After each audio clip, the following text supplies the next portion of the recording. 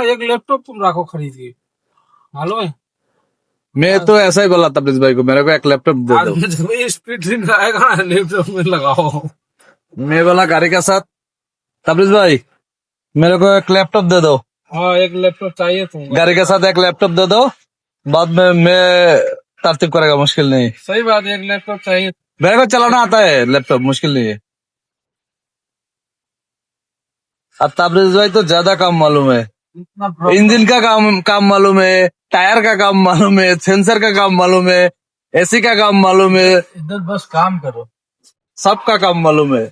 আমার এই গাড়িটি হলো মার্সিডিজ MP4। এই গাড়িটি শুধু লিমিট স্পিড আসে, 2-4 দিন পর পরই 700-800 কিলোমিটার দূরে যে এই ভাই আমাকে ফ্ল্যাশ দিয়ে আসে গাড়িতে, আবার 2-4 দিন চলে, পরে আবার রাস্তায় স্পিড লিমিট চলে আসে, 20-এর উপর স্পিড ওঠে না। इस लिमिट स्पीड हटाने के लिए तबरेज भाई तरतीब कर रहा है।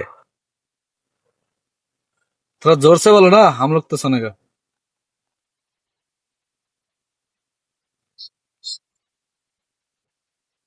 कितना दूर आ गया तबरेज भाई हमारा तरतीब करने के लिए।